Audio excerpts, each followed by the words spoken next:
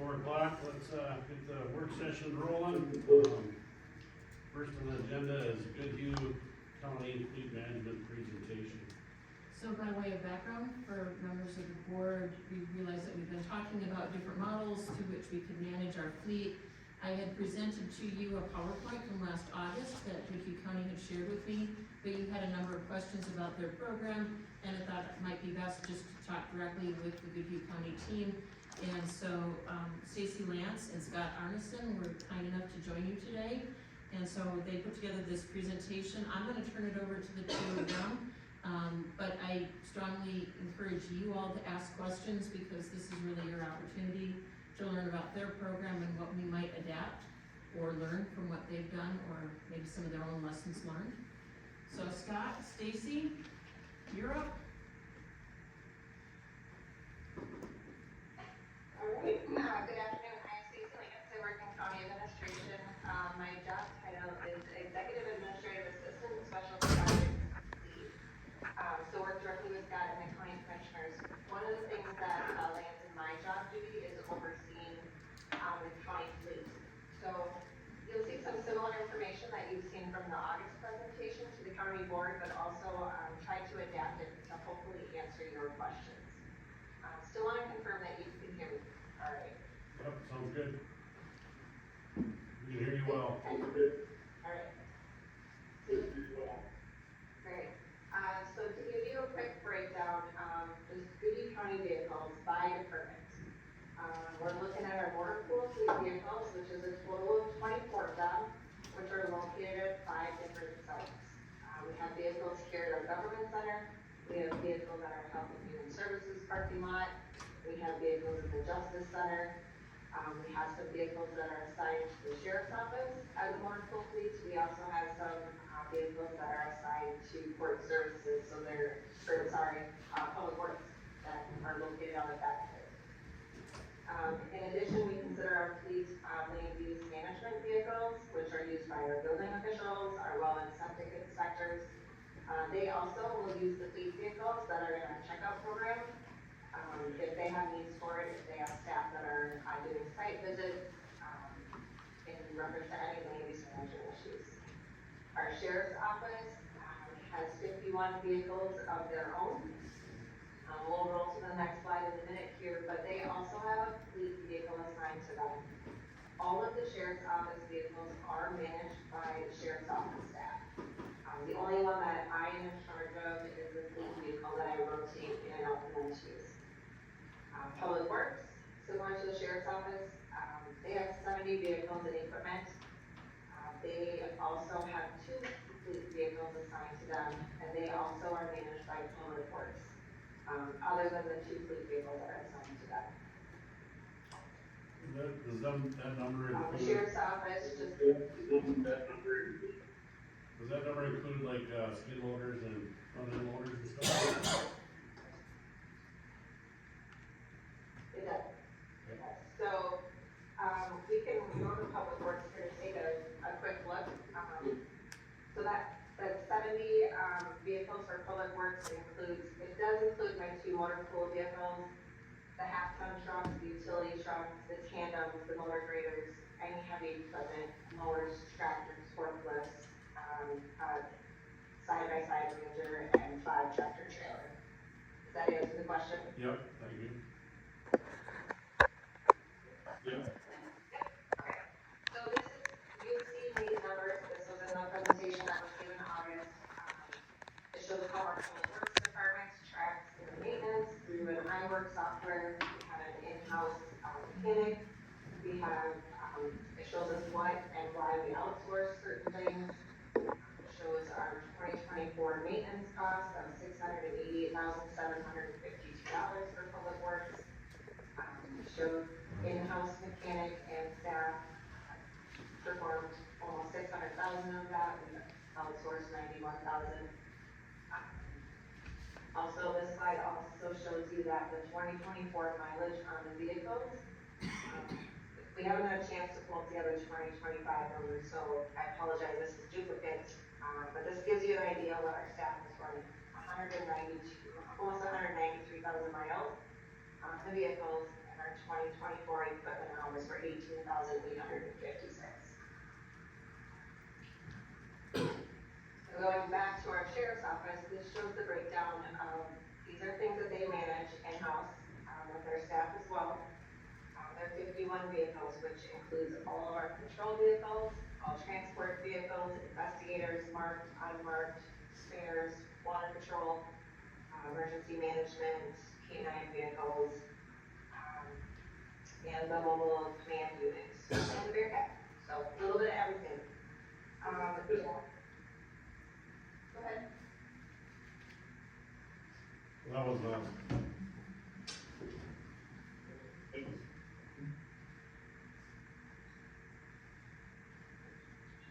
Okay, sorry. So it also points out that we have, other equipment that's managed by the sheriff's office, the drones, the snowmobiles, the ATVs, the boats, and the multiple trailers.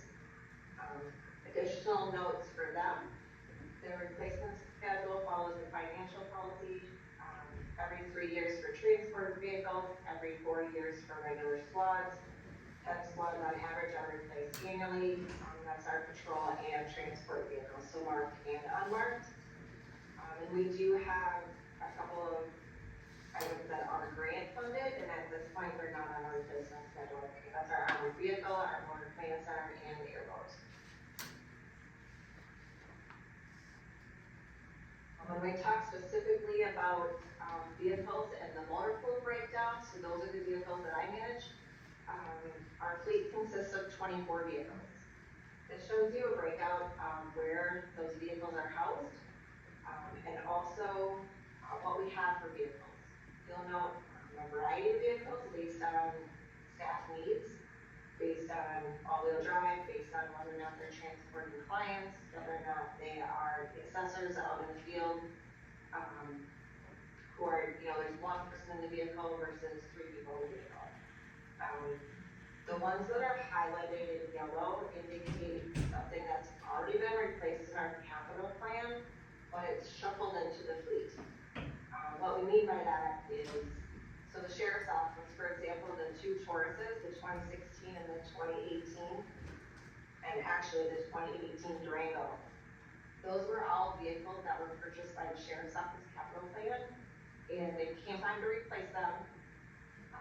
COVID slowed our miles down on stuff, so to stay consistent with replacement, they moved ahead to replace those vehicles, but they offered those vehicles, say, Stacy, these are good vehicles, we have some miles left in them, we haven't had any mechanical issues, are you interested in putting them into the fleet? At that time, Scott and I had a conversation, we made the decision to put them into the fleet.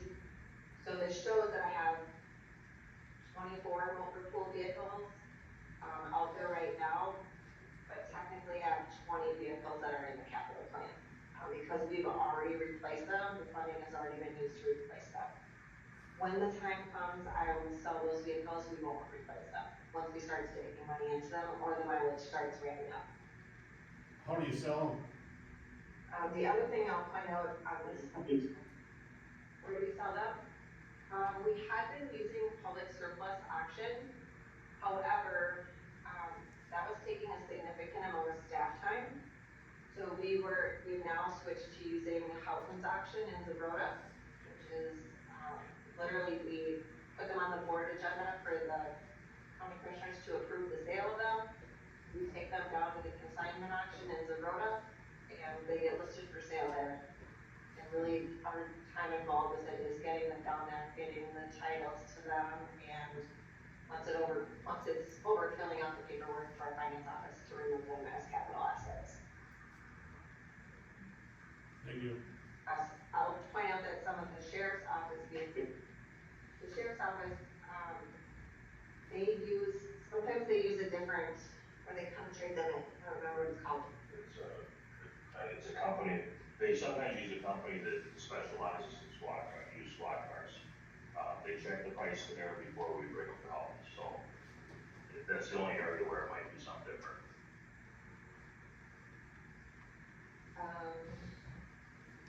When I also referred to the word shuffled on here, I pay attention to mileage on these vehicles, and at least once or twice a year, we definitely have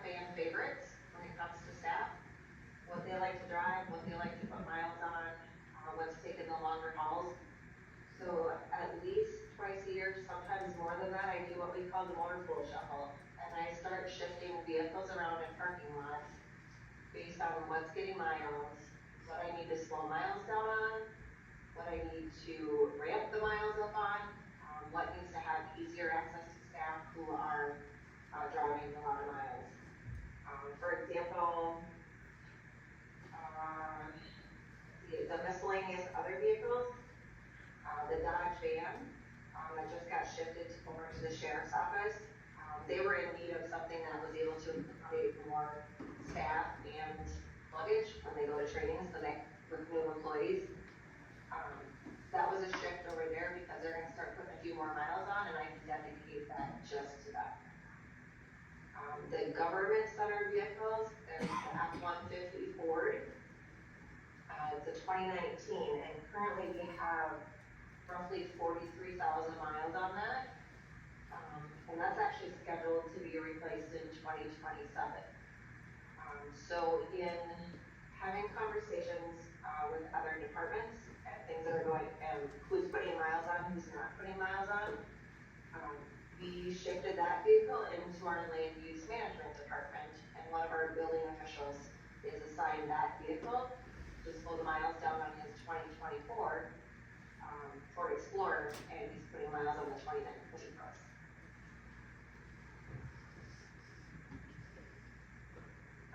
This gives you a snapshot of what our online reservation system looks like. It just, when staff goes in to reserve a vehicle out of those 24 vehicles, they can go into the system, put in their checkout date and time, when they're going to use the vehicle, and then it'll pop up all the vehicles that are available for them to use. It tells you where the car is located. We have two sets, sometimes, actually we have 3 sets of keys for each vehicle. One located at Health and Human Services, one located at the Government Center, and then our maintenance department has the 3rd set, which has created a tremendous amount of efficiencies when it comes to removing snow from our parking lots and moving vehicles. So you go in, you can reserve a car,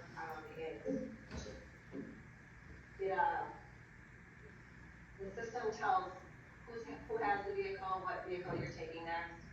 On the back end of it, it also tells us how we log our mileage for each department every month.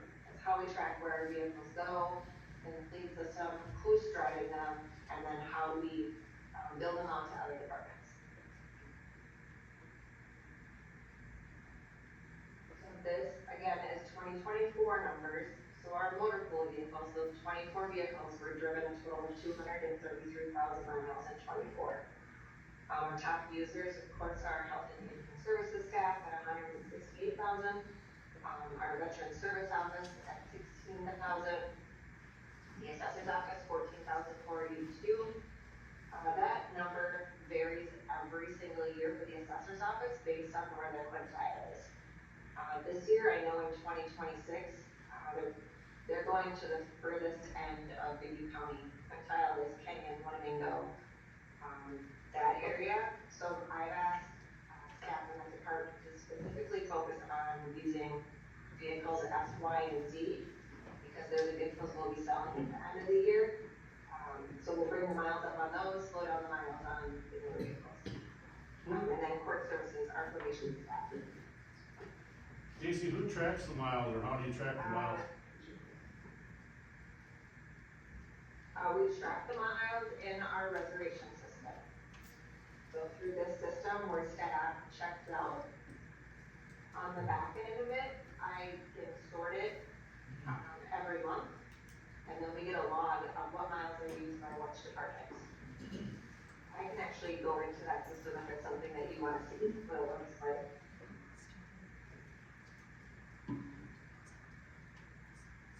So I'm the one who does all the tracking of all of that. The system does it for us, but I coordinate it, or I pull it all together at the end of the month. Thank you. Because at the end of the month, that's when we charge it back to the departments. In 2024 and 2025, we charged 30 cents a mile back to each of the departments, which was $70,000 back into our motor pool fund. The county board made the decision to change the rate to 70 cents a mile to be charge 70 cents a mile for departments in 2026. This gives us the opportunity, especially our health and human services miles, because they bill those miles back to whatever programs they're looking at.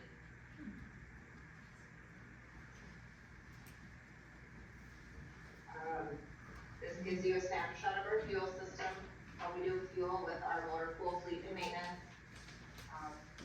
Similar to Paul actually similar to the sheriff's office. We use Quick Trip for gas as well. We get 9.5 cents cheaper than the standard rate. We save the federal excise tax.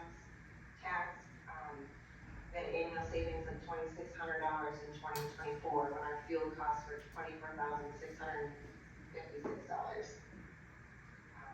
Maintenance on the vehicles, that is something that is coordinated through me. The checkout system, I can set a number of miles for it to start sending me reminders that, so roughly at 3,500 miles, it starts sending me a reminder saying a certain vehicle is due for an oil change. So depending on the vehicle, it gives me roughly 1,000 miles to get that scheduled. I coordinate that with all local mechanic shops in Steele County to do our maintenance. I am the one who coordinates any or deals with any notes or issues that come in on the system. The staff person comes back at the end of the day, they return the vehicle, they put their ending mileage in, and there's a place to put a note, and that's where it's on the staff to let me know. The brakes are a little noisy, or we had this service light go off, or the windshield wipers could really be replaced. It's a chance for them to document, and then it also allows me to keep track of what needs to happen with each vehicle.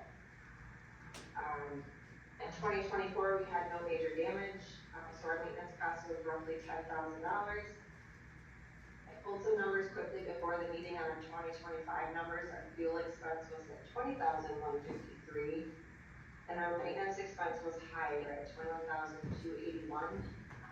That was a tough year for some windshields. We were in a rotation where a lot of our 2019 or 2020 vehicles were due for tires, and we actually had an issue with rodents chewing guard some wire harnesses in the vehicles. How we replace our vehicles, we follow our financial policy and our replacement schedule. It shows our automobiles that we are set up in the capital plan to be replaced every 3 to 5 years or 100,000 miles. I set those at 5 years in the capital plan. Because of COVID and in the last, I would say the last 3 years, we've been shifting the vehicles out. We've been holding on to them longer than 5 years because our miles are low. We aren't even close to meeting that threshold. But we also know that it's important for our vehicles to go when they're still of value. We're seeing our return on investment much higher than we were when we were running our vehicles until parts were falling off them and they were rusting out. So how we set them in the capital plan is based on our financial policies. One of the questions that we've actually looked at is, do we continue to follow what we're doing, or do we look at leasing? I would say it was a good 5 years ago. We had MnPrairie come in and share with us what their program was, and we chose not to move forward with that. We do not lease any of our vehicles. Most of our vehicles are purchased from the state contract. We are able to purchase a variety of vehicles and sizes, which gives us the ability to meet the needs of all of our staff. We use our financial policies, replacement schedule. It's used for our capital plan budgeting. We are able to control how and when we replace them and our financial obligation each year. So what we're putting into our fleet vehicles. For example, if miles are low, we can push it out a year or two. If miles are high, we can adjust when it's replaced. And also, if we have vehicles with maintenance issues, we can shift and replace sooner. We can swap some things out. I actually just had this conversation with Andrea in our office before I came into this meeting. We've got 5 vehicles proposed for our 2027 budget. Most likely, we're going to shift 3 of them into 2028. Granted, it creates a domino effect, but where we're at and what we have for vehicles right now and how staff is using them, we're able to do some shifting and maybe use, motor pool fund to, fund the purchase of them versus our capital for 2027. That's what I have for information to share. If I missed on something, please let me know. If you want to see how our program works, it's something that I can most certainly pull up as well. Or we're open for questions. So Stacy, Scott, do you levy a certain dollar amount each year to then replenish your vehicle replacement fund?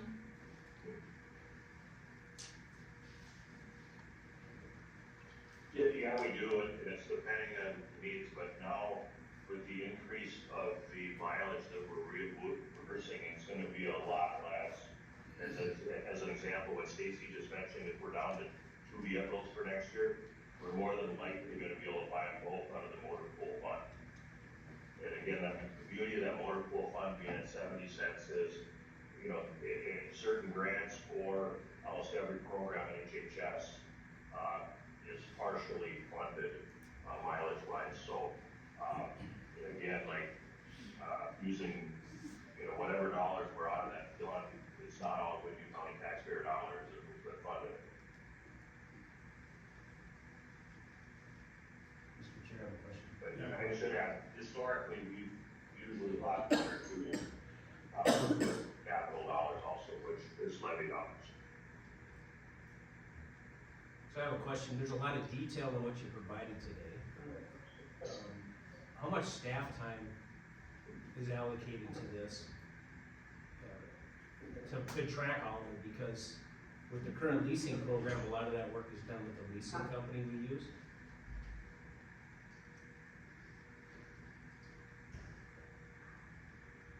Yep, absolutely. So, all of the tracking and all of the maintenance, all of the replacement, that all falls on my plate.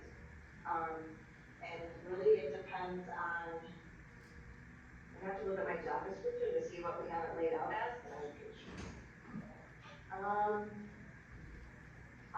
Last Friday, because my job is so fluid and what happens, like last Friday, I spent a significant part of my entire day. Out of average week, I probably have, a good 15 to 20 hours in the motor pool. And I could commit more time to it. Some of the stuff, it just takes a little bit longer to respond to it. And I think we could do a better job of tracking too. If I had more time, we could do a better job of tracking and being more involved in the other departments. I am involved in some of it, but not to the extent that I think the board would like us to be. Yeah, that's a good point on the fact that if you lease something, they're taking care of some of that. But I would say the other beauty of not leasing is they don't tell us when we're gonna replace them. We decide based on the data that we have when we're gonna do it. As an example, we know in our 2027 budget's not good.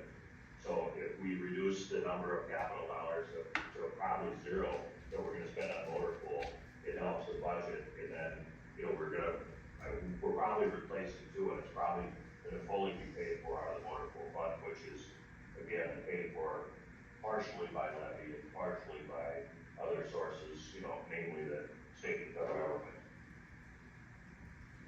So this is Commissioner Krieger, when you charge back that 70 cents a mile, that's something each department then has to budget for, correct? Yes. Okay. Again, one thing that helps is we have data for years through our system, so they know approximately how many miles they're gonna get billed for. Commissioner Brady here says, so you're supplying 100% of the vehicle use for your employees, correct? I mean, nobody's using their own vehicles whatsoever in the county? We do have staff who are using their own vehicles at times.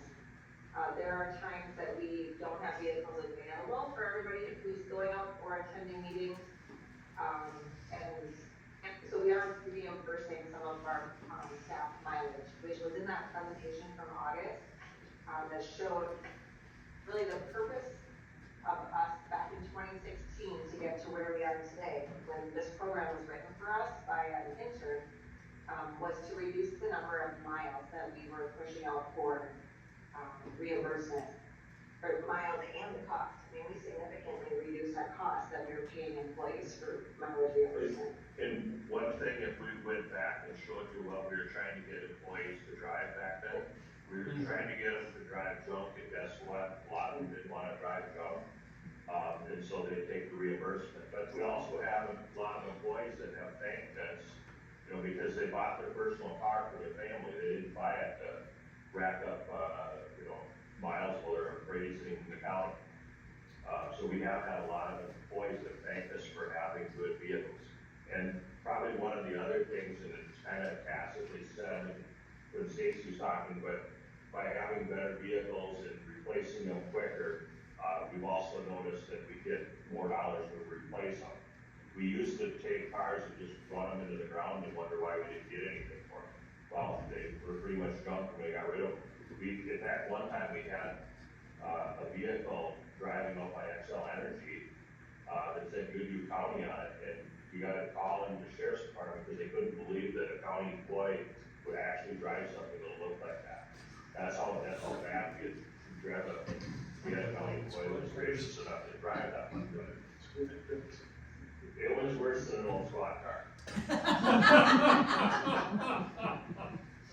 I have a question as it relates to hybrid vehicles or electric. Do you have any vehicles that fit that? Yes, so we have two. We have two hybrids, one at HHS, one at the Justice Center, the Toyota RAV4s. So why? Just so you know, we tried to order. It took us 4 years to get these two. We had ordered off the state contract. We ordered off the state contract, and then those vehicles actually have not shown up, you know, based on production. So then we did go to local dealerships and asked if they were willing to match the pricing on some state contract, and they were. We brought in two, and actually these are really new to the fleet. They're 2024s. This is some data that we're collecting on these two.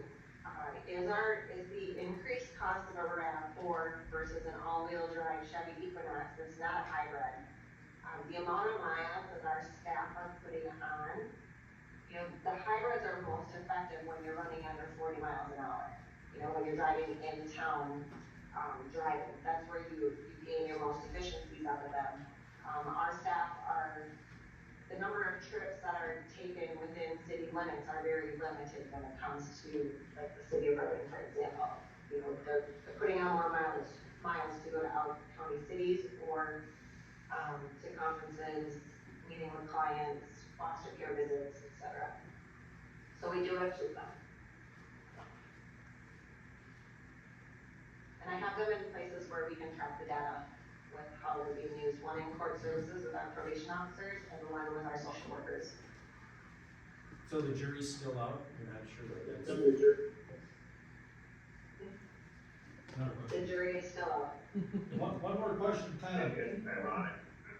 One more question here, it kind of goes with my first question.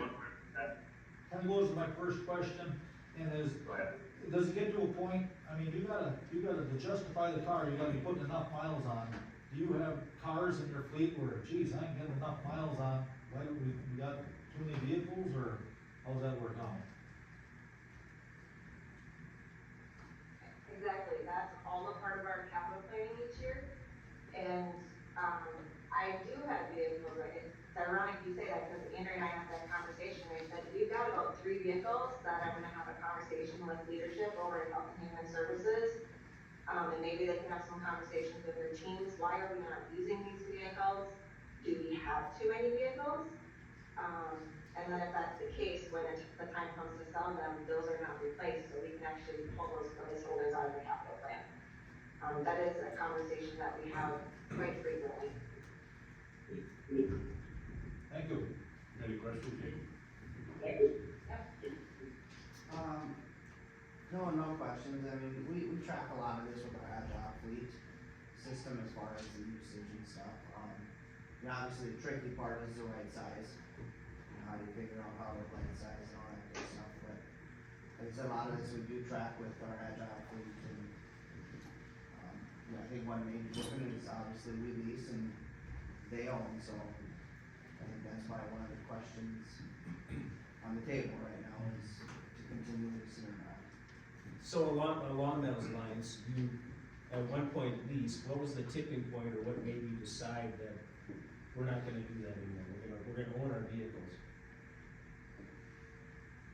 We actually never leased, we had the presentation with them, and honestly, what the tipping point, two tipping points was, one is we wanna decide when we need to replace vehicles, and we also wanna decide when our budget and our taxpayers are able to pay for replacing those vehicles.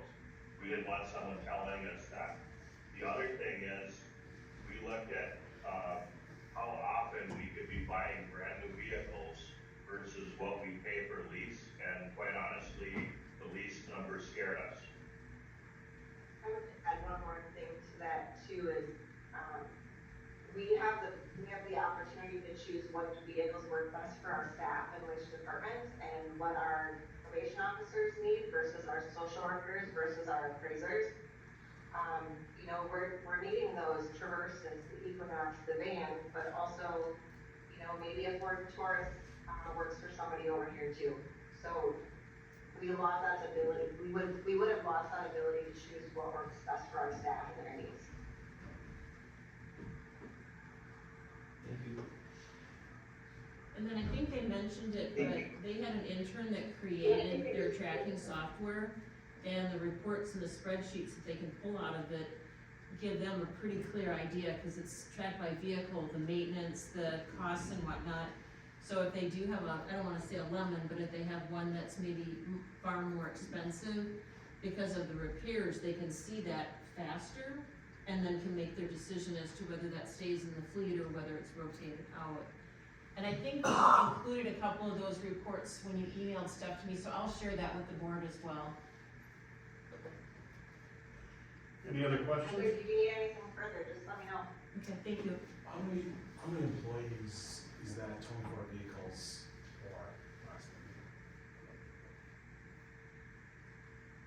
Well, it's 380, but you can just as well, subtract a lot of public works and a lot of the sheriff's department, so you're probably around 200. So, and I will note on that last question with, the lemon, we have had lemons before, and this is part of what we tell the county board, we're not gonna be afraid to tell you that, look, we replaced the vehicle, at 30,000 miles, and you might see somebody or have somebody say we sold a vehicle 30,000 miles on it, and that's happened because it was the lemon. And part of the beauty is Stacy can pull up the report and say, look, yeah, with this car that supposedly was worth 20 grand, we put 15 into it, and it only had 30,000 miles on it. So, in fact, we had one department had to beg us to put the vehicle that their department was using into the motor pool so we could trade it on something else and we could get rid of it. Because it was a lemon. It's been a while since we had a lemon. Yeah. Any other questions? I think, that was very helpful, and, appreciate your time. Thank you both. Thank you. No problem. Just let us know if you have any further questions. Thank you, have a great day. Thank you. Thanks, Scott. Okay.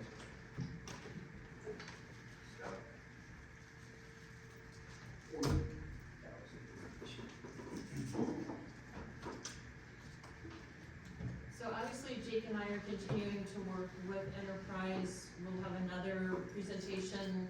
I don't remember if we've got it slotted for a specific work session yet or not, but we'll continue the conversation. And then I think once we get into budgeting, then we can engage Ashley to begin talking about, do you wanna make modifications to the fleet? I don't know that you would wholesale shift from one system to another, but if you wanted to make that transition, we could talk about what that looked like.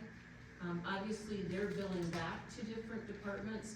I don't know, and this might be a question for Tara, have you ever charged back to your third-party payers for mileage that your staff has incurred in making home visits and things like that?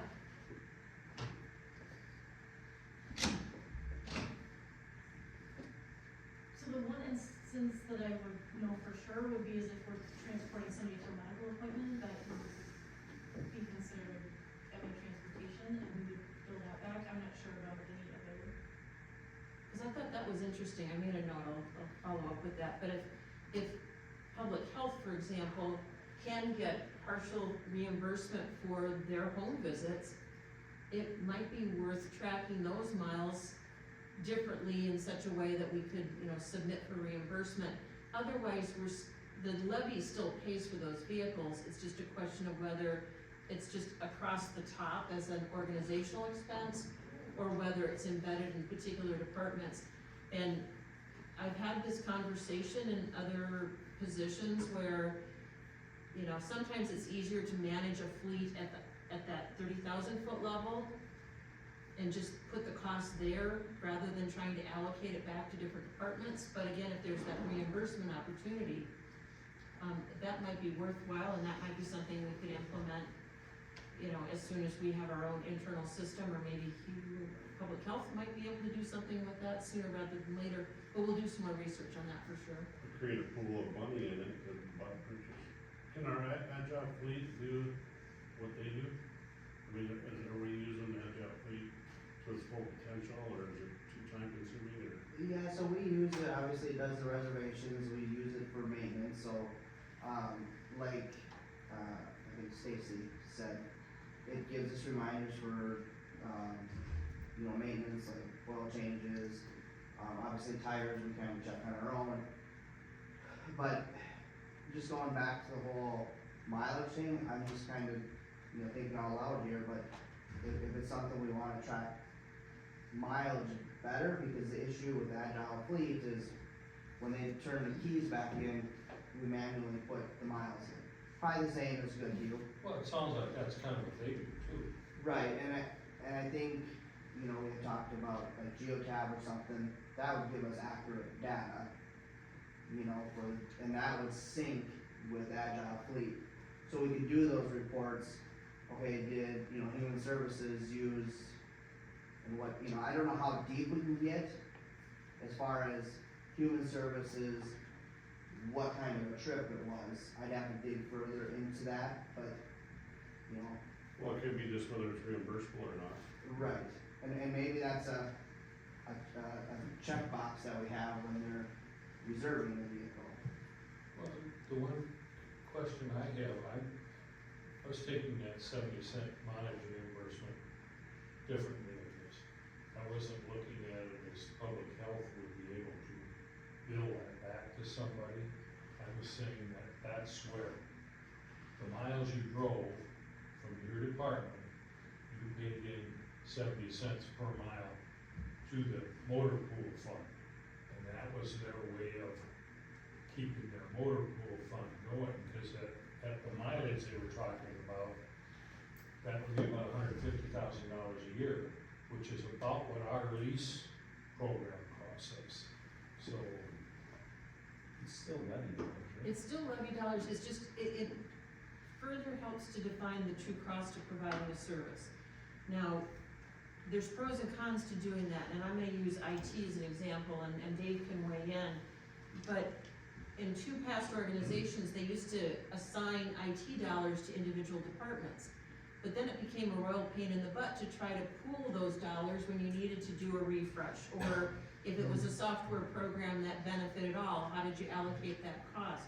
And then we had turf problems, because it's like, they would want to hoard their IT dollars, and they would wanna use their IT dollars for their things, when systemically, we probably needed those dollars for more organization-wide. So having a true cost of a service as just a way of communicating to the public that for every dollar that we spend on a particular service that we're mandated to provide, that dollar includes mileage, it includes wages. So it's helpful information that way, but it doesn't change what we ultimately have to charge the taxpayer.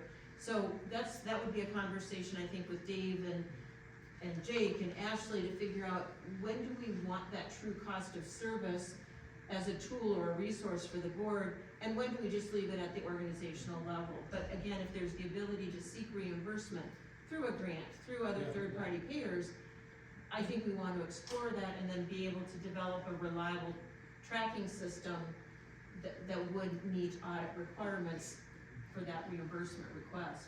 Dave, Yeah, and to follow up on what Renee was saying there, I mean, the place that we actually do track that, I mean, like within the refresh, we don't charge the individual departments with that, with the exception of the grant-funded departments. The places that need to see that expense so that they can apply that back towards their funding. That makes really good sense to do that for those departments. But it is challenging, though. You get into a situation where we know that the best way to handle something is to replace the equipment on a regular basis. And you've got somebody that's up for elections or somebody that's dealing with something, else, that it just firmly says, I'm not expending the money this year. And it's artificially making it look like they're spending less money and staying under budget, but at the same time, it's also costing us in the long run, because frankly, carrying some of those devices 6-7 years is not a good use of levy dollars. I think, to me, it comes down to the cost of ownership, right? It's, whether we lease it or we own it, what's the cost per mile to own that vehicle?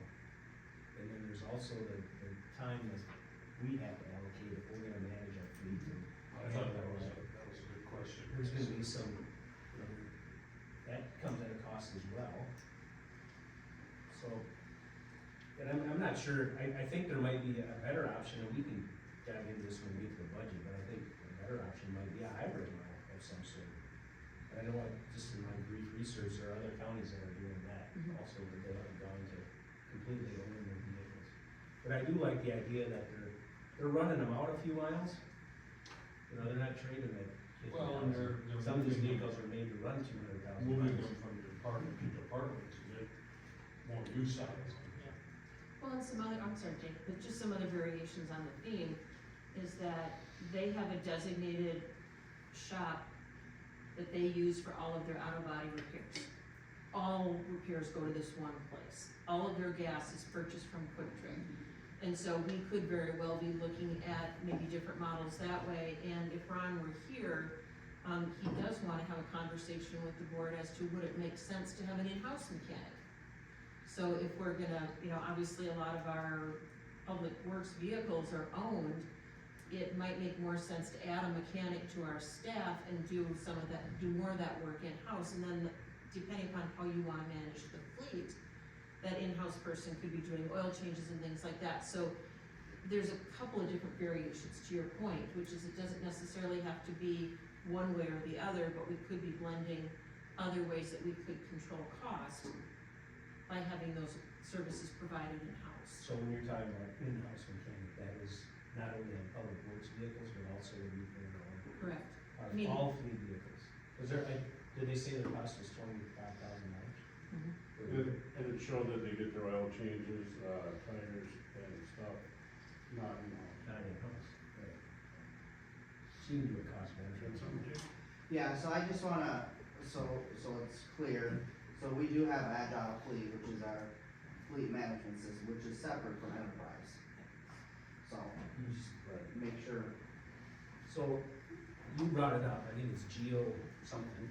Are we still looking at that? And then we also talked about the possibility of getting a reduction in our insurance premiums if we have that. Kristen ran that question by MCIT. We get no offset or deduct on our premiums for having those additional devices. We would be investing in those devices solely for data management. It would not affect our policy premiums. Including cameras. Pardon? Including cameras. Including cameras, yeah, MCIT is who we get our insurance So through. MCIT said neither one counts to. Correct. What's the cost of DOT? That's real cheap, isn't it? Well, so we actually used to have them, but we were paying $50 a month. We had them on 10 vehicles, I think it was. And so we actually just recently, 6 months ago, decided, well, we didn't really need them we weren't tracking them out, we weren't, seeing how people were driving. It was more for a safety, like if somebody, a transport vehicle went missing, so we could locate it, right?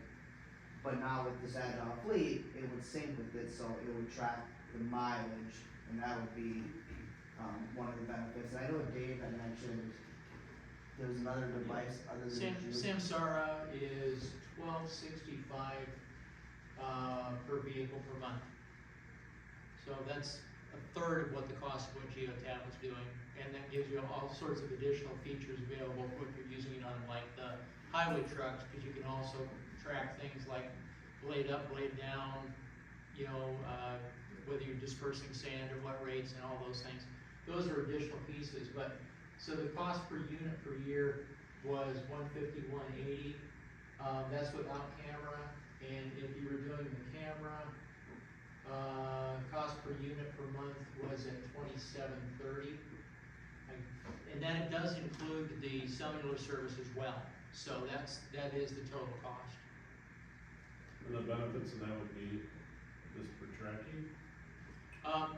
Tracking on that, but then there's also, I mean, some of the other places that I've been looking at that these guys have worked with have also used that as a part of their safety programs, so that they'll be able to track, you know, hard stops, accelerations, those kinds of things.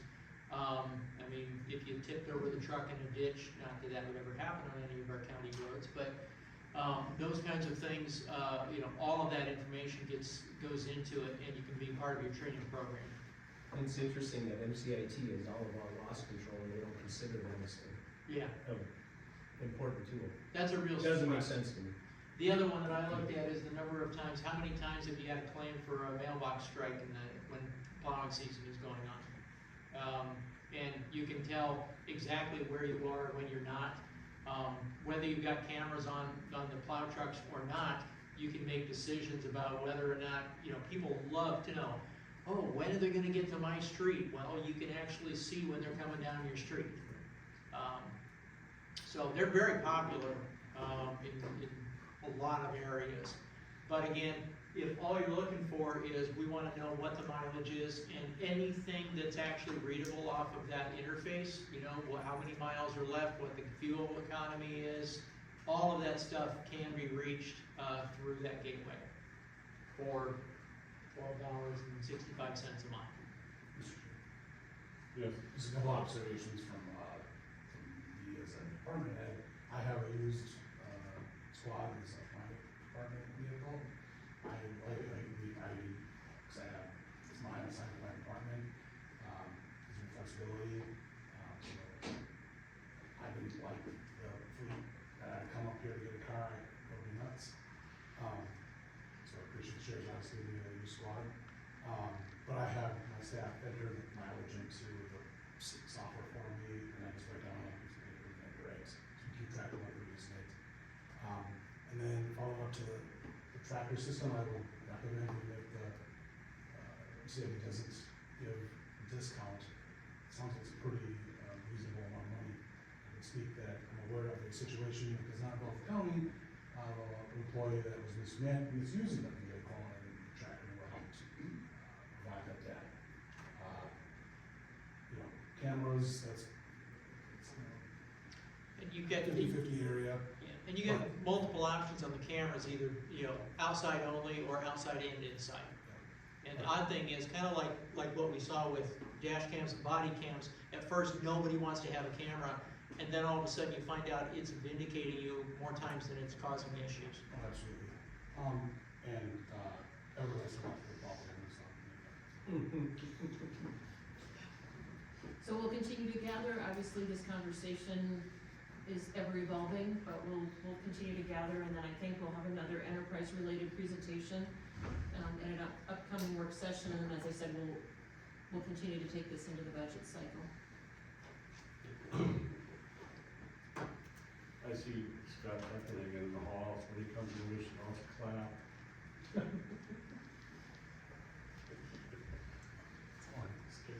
Yeah. Yeah, so you got human services update, we have So- time for that? Yep, we've got a couple of things.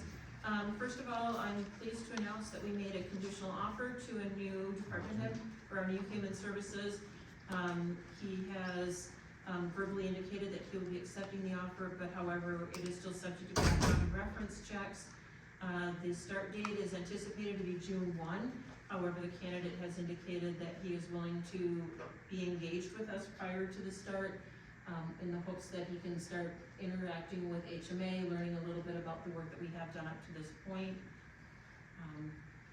We initially told the board that we would develop some operating models, and this is taking a little bit longer than we planned, but we're now ready to roll that initial kind of overall structure to the subcommittee that you designated, which are Commissioners Krieger and Abby. That meeting is planned for April 28th. We will walk through the required services. Some things we only have one means or manner in which to deliver that service, but wherever there's options for delivery type or style, HMA will walk you through that approach. And then I think once we've had a chance to talk about it, if a second meeting of the subcommittee is necessary, we would hold that sometime in May. But our goal is to then bring it forward to a full board presentation once we have budget information. So HMA is putting together budget scenarios based on the different operating styles. We're waiting for a little bit more information and hope to get that in the next week or so that Paul can flesh that out for us. So when we come to that full board presentation, we are hoping to have an operating budget. Again, it's scalable. If you have 50 employees at a certain reimbursement rate, or if you have 60, but our hope was to have those costs attached to the different types of delivery systems so that you would have a better understanding of what those choices are. And again, that full board presentation would likely be in June because we do want it to align with the 2027 budget cycles. Gina is working with HMA on getting position descriptions developed for all the different positions. Some of the positions we already have within our kind of arrangement through public health and that sort of thing, where they've already been rated by Gallagher. There may be some positions that are changing because of how duties and assignments are allocated to them from a reimbursement perspective. So we may need to take a few positions out to Gallagher to be rated. But some of that also is dependent on which direction the board wants to go with some of those delivery models. But ultimately, we hope to have those in play here in the next couple of months. And then any decision with regard to when we would start the hiring process for our new department will be made once that new department head is on board. We want him to be a part of that process. We have ongoing discussions with Minute project managers regarding timeline. We are incredibly frustrated with the project manager's response. At our last meeting, they're like, yeah, we might be able to have you stood up by sometime first quarter 2027, to which we very clearly indicated, nope, 1/1/27 is our go live. And they said, well, if you want something different, you're gonna have to escalate it. We escalated it directly to the 3 commissioners. So we did engage with AMC. Rob has been working with Senator Jasinski's office. So we're, pardon? And Dornick. So we're kind of working it from a couple of different angles. But we're hoping to have a meeting with the 3 commissioners. Julie Ring is working on that. Separately, Senator Jasinski is also setting up a meeting for us. But ultimately, the last conversation we had with DCYF General Counsel was that we would still have that 1/1 start date, but that we would develop some do-around, some ways to gap that switch over. And Dave is working with HMA to engage some of the IT directors, because some of the county IT directors have great experience working with these systems, and we're thinking that there might be an easier way to do some of the work that's being proposed, but I don't have that subject matter expertise when we're in these project management meetings. So we want to get a few people at the table that know these systems, and the good news is our new department head has experience with DHS, has worked with Minute, and I'm hopeful we'll have some of that technical expertise to help us as well. We are working with Tara. Gina and I meet with her monthly. We've also been talking with the project coordinators over at Olmsted County. Gina and I have been talking with other counties to get a better idea of how they've got their system structured, in the hopes that we can maybe draw from what works for them to develop best practices for us. We're also engaging with some of the state agencies. For example, we had a call last week with the office that manages the CSP and the AMHI program. They are on board with the 1/1/27 date for the allocations that would be available to Steele, at least the direct allocations. We will work with Olmsted County on the AMHI money, because that's administrated on a more regional basis. Somewhat related is that Dee did a presentation to the area economic development people, and Steele County grew by 10 people from 24 to 25. And in fact, I've been tracking population changes for the last couple of years. So in 22, we were at 38.7, but in 23, we dropped to 37.4. And we're seeing a little bit of growth across the townships, but most of our growth, surprisingly, is in Owatonna, the city limits. So as we are trying to project out what our human services department will look like, we probably will have to estimate need rather than base it on population, because right now Steele County just isn't growing. And they did talk about the birth-death ratio is where we're seeing growth right now. Influx into the county is pretty much netted against people moving out of the county, and so we're seeing no net change there. So ultimately, the birth center is probably an important thing for Steele County, if we're tracking growth. But that's one of the things that DEED is monitoring for us. So from an economic development perspective, we're not seeing a lot of growth in Steele, which means we're not seeing a lot of resident growth. So need is a different set of variables, and so HMA is looking at what those client counts have been year over year for the last couple of years, just to try to get a sense of what kind of growth we might anticipate in 27 from the numbers that MnPrairie is serving today.